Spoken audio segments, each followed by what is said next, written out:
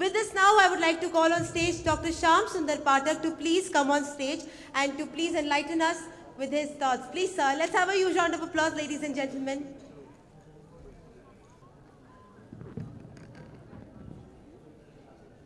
सभी से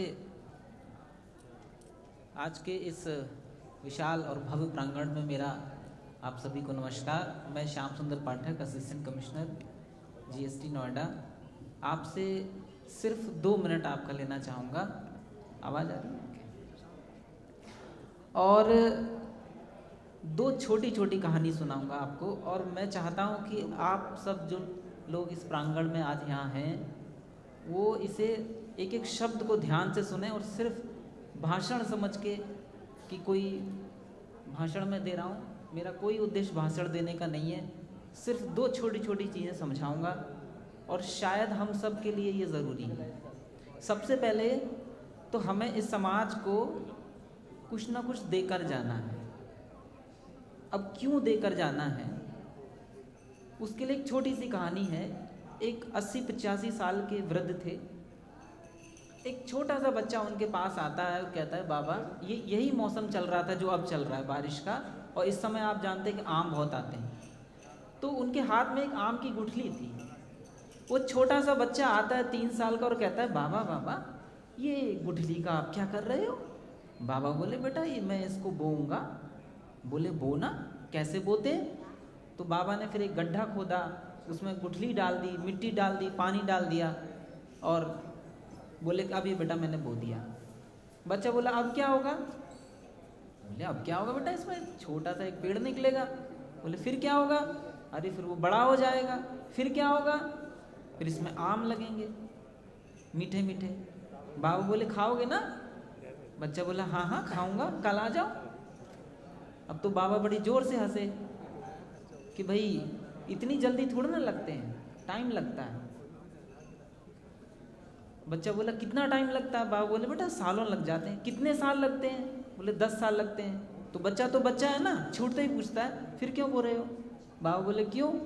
बोले, आप तो खा नहीं पाओगे, मर जाओगे। तो बाबा बड़ी जोर से हंसे और फिर थोड़े से गंभीर होके बोले, बेटा तुम सही कहते हो, तुम सही कहते हो कि जो आम मैं बो रहा हूँ वो मैं नहीं खा पाऊंगा, लेकिन बेटा जो आम मैंने खाए थे वो मैंने नहीं बोए थे। तो सीधी सी बात है, क्यों करें? इसलिए करें कि हमने भी आम खाए थे, हमने भी किसी से कुछ ना कुछ लिया है। आप अपने जीवन में एक छोटी सी 2 टेबल हमेशा अपने सामने रखिए। जिन लोगों की वजह से आप बने, आज जहां आप हैं उसमें उन सब लोगों के नाम लिखिए, माता पिता से लेकर सारे गुरुओं तक, जिनकी कृपा से आज आप यहाँ पहुंचे। और एक बी टेबल कि जो आपकी वजह से कामयाब हुए। और मुझे बड़ा दुख होता है कि तमाम लोग अपनी ज़िंदगी में 0 लिखा के चले जाते हैं बी टेबल में। अरे आम खाने के लिए आए थे क्या? देना नहीं है, करना नहीं है क्या? और बहुत से लोग मुझसे मिलते हैं, मैं कहता हूँ प्रेरित भी होते हैं, तो पता है क्या कहते हैं? अरे हमारे करने से क्या हो जाएगा, मैंने उसको ये किया, उसके लिए वो किया, और फिर वो एहसान फरामोश निकला, उसने कुछ नहीं किया।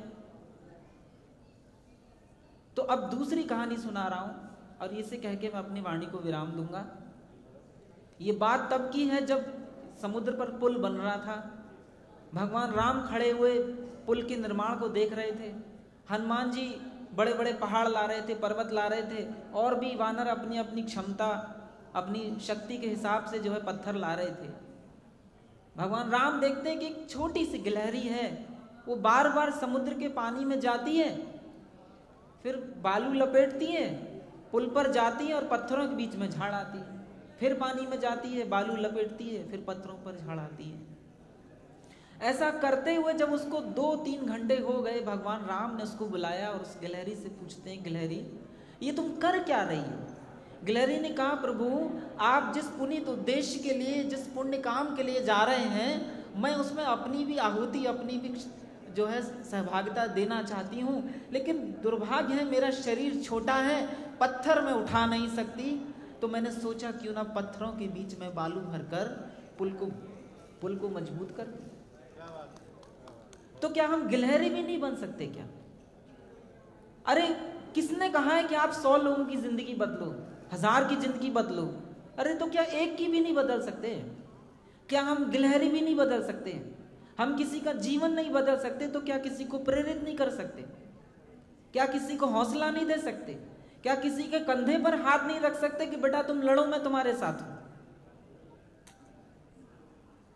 तो सीधी सी बात है, कोई बहुत, मैं एकदम महापुरुषों वाली बात नहीं करता, सीधी सपाट बात करता हूं। क्यों करें? क्योंकि हमने भी किसी से लिया है, हमने भी किसी से पाया है।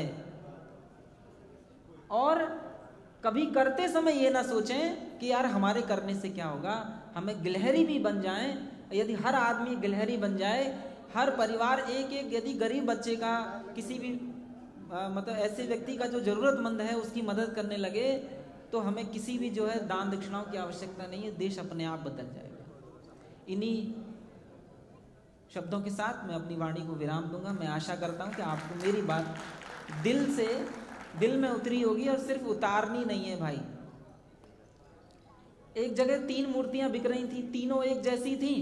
एक मूर्ति पर रेट लगा था 1000, दूसरी पर लिखा था 10,000 और तीसरी पर लिख रहा था 1 लाख। खरीदने वाले ने पूछा, भाई साहब तीनों एक जैसी हैं, फर्क क्या है फिर, इतना रेट का अंतर? बोले हाँ भाई साहब, पहली वाली मूर्ति देखिए ये 1000 वाली है।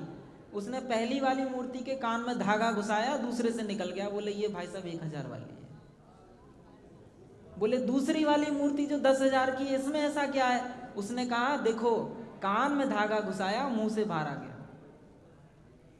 यानी कि इधर से सुना उधर से सुना और दूसरों को भाषण पेल दिया। जैसे तुलसीदास लिखते हैं, परोपदेश कुशल बहुतेरे। कुछ नहीं करेंगे, अपना जुकाम ठीक नहीं करेंगे, आपका कैंसर ठीक कर देंगे। खुद जीवन में कुछ न बन पाए हो, आपको IAS बना देंगे।